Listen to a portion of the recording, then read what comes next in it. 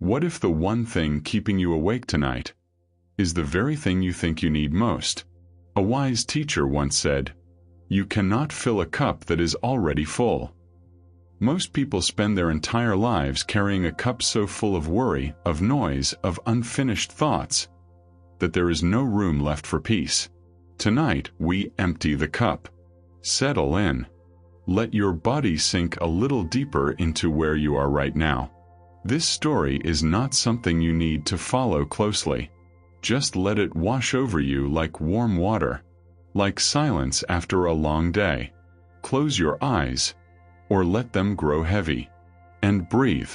Long ago, at the edge of a forest where the trees were so tall they touched the clouds, there was a small village called Miren. The people of Miren were not poor. They were not sick. They were not unkind. But every single person in that village was tired. Not the kind of tired that sleep fixes. The deeper kind. The kind that settles into your shoulders, behind your eyes, somewhere behind your chest where no pillow can reach. They worked hard. They thought hard. And when the sun went down, they lay in their beds and thought even harder. About tomorrow. About yesterday. About the thing they said wrong, the thing they forgot to do, the thing they feared was coming.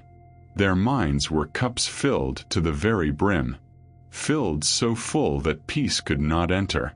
Until one morning, a stranger arrived.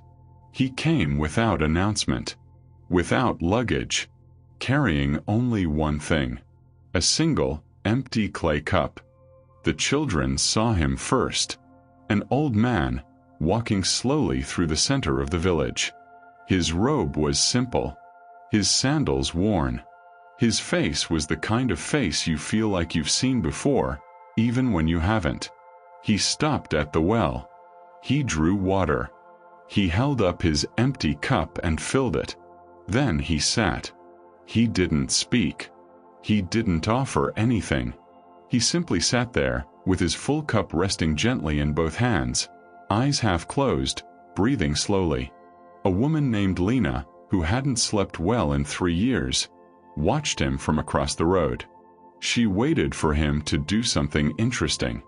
He didn't. He just sat, still and quiet, like a stone in a calm river. After a long while, she walked over. "Who are you?" she asked. The old man looked up. His eyes were warm and very still. "I am no one important," he said softly. "Just a man with an empty cup." "But your cup is full," she said. He smiled. It was empty first. Lena sat beside the old man. She didn't know why. Something about his stillness pulled her in, the way a warm light pulls you toward a window on a cold night. "I can't sleep," she told him. "I know," he said. "How do you know?" "Because you are carrying too much," he said simply. "Tell me, what is in your cup right now?" She laughed a little, confused. "I don't have a cup." "Everyone has a cup," he said. "Tell me what's inside yours." She thought for a moment. Then the words came. "Worry about my daughter. The argument I had last week that I haven't resolved. The feeling that I should be doing more. The fear that time is passing too fast. The guilt about things I can't even name anymore." She stopped. Her eyes were wet. The old man nodded slowly. "That is a very full cup," he said gently. "How do I empty it?" She whispered. He didn't answer right away. He looked out at the rain for a long moment. And then, in a voice so quiet she almost missed it, he said, "You stop trying to carry it all at once." If this story is already softening something inside you, you're exactly where you need to be. If you want more stories like this one, crafted to quiet your mind and carry you gently into sleep, consider subscribing. New stories arrive every week, just for nights like this one. Now, let's go back to Miren. The next morning, the old man gathered a small group near the edge of the brook. He reached into the water and pulled out 3 smooth stones. He held the first one up. "This stone," he said, "is the past." He placed it in his cup. He held the second one up. "This stone is the future." He placed it in the cup. It was getting heavy now. He held the third one up. "This stone is everything you think you should be, but believe you are not." He placed it in the cup. He held the cup out. It was so heavy his arm trembled slightly. "This is how most people carry their minds to bed every night," he said quietly. Then, one by one, he took the stones out. He placed them gently on the ground. "The past," he said, setting the first stone down, "does not need you to hold it tonight. The future," he said, setting the second stone down, "will arrive whether you worry or not." "And who you think you should be," he said, placing the last stone carefully, "is a story, not a stone." He held up the empty cup. Light passed through it. Simple, clean, open. "Now," he said, "there is room." There was an old man in the village named Sato. He was 70 years old and had not slept through a full night in over a decade. He had tried everything: herbal teas, counting breath, lying perfectly still, reading until his eyes burned. He had tried fighting sleep and chasing sleep and pretending he didn't need sleep. None of it had worked. When he finally sat with the stranger, he crossed his arms and said, in a tone that made clear he was not easily impressed, "I've heard all the advice there is." "Then you have a very full cup," the stranger said, smiling. "I do," said Sato. "And I don't believe emptying it is as simple as putting down 3 stones." "You're right," the stranger said. "It isn't simple." Sato looked surprised. He had expected to be argued with. "Then what does it take?" he asked. The stranger looked at him for a long moment. "It takes permission," he said. "Permission from whom?" "From yourself. Most people who cannot sleep," the stranger continued softly, "are waiting for the world to become safe enough to rest. But the world never becomes safe enough. You have to decide that tonight is safe enough. Not perfect. Just enough." Sato sat with that for a very long time. That night, for the first time in years, he fell asleep before midnight. He had not solved anything. He had simply put the stones down. Among those who came to listen was a young girl named Mia. She was 12 years old and far too worried for someone so young. She worried about whether she was good enough, whether the other children liked her, whether tomorrow would go wrong in ways she couldn't predict. She asked the stranger the most direct question anyone had asked all week.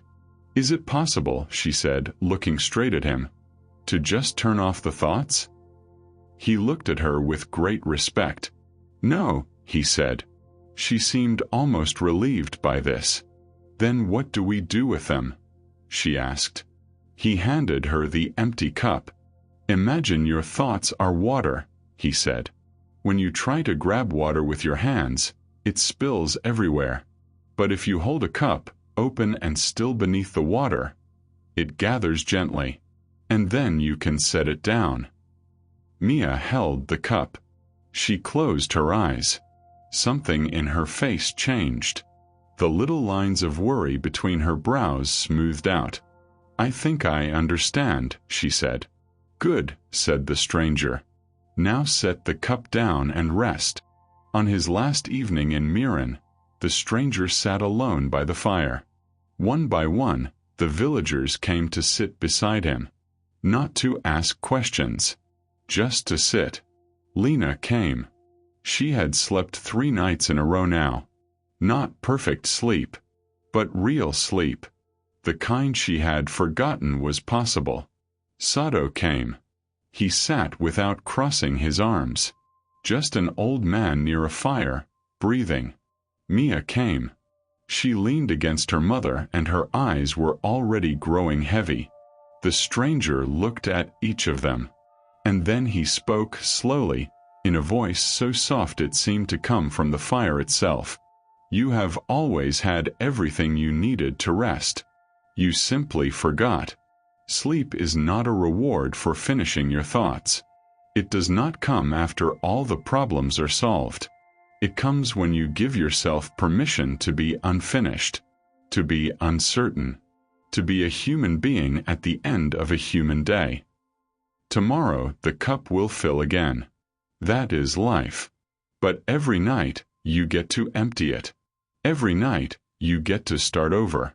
Every single night is a chance to put the stones down. The fire crackled once. Someone sighed deeply. Somewhere nearby, a child had already fallen asleep. The night was very, very quiet. The next morning, the stranger was gone. He left nothing behind except the empty clay cup, sitting on the stone wall near the well. No note. No explanation. Over the following weeks, the people of Miren passed that cup on their way to work, on their way home, on the evenings when their minds began to race again. And each time, they would stop for just a moment. They would imagine taking out the stones. The past. Set it down. The future. Set it down. The story of who you think you should be. Set it down. And then they would breathe. And something in their chests would loosen. And now, if you have made it this far, your cup is a little lighter too. Feel your body right now. The weight of it against the surface beneath you. The soft edges of the room around you. The darkness that is not threatening. Just dark. Just quiet. Just night. There is nothing you need to solve before you sleep. There is nothing you need to be before you sleep. You are allowed to be unfinished. You are allowed to be uncertain. You are allowed to close your eyes right now and let the day be done. The stones are on the ground. The cup is empty. And there is room now for sleep. A full minute of silence with only soft rain. Breathe in slowly. And out. In. And out. You are safe. You are still. You are here. Good night. If this story helped you quiet your mind tonight, the most meaningful thing you can do is share it with someone who needs it. A friend who can't sleep. Someone carrying too much. And if you'd like to make this part of your nightly ritual, a new Zen story every week, crafted to empty your cup and carry you into rest, subscribe to this channel. It takes 1 second, and it means we can keep creating these for you. Sleep well. Your cup is empty. And that is exactly how it should be.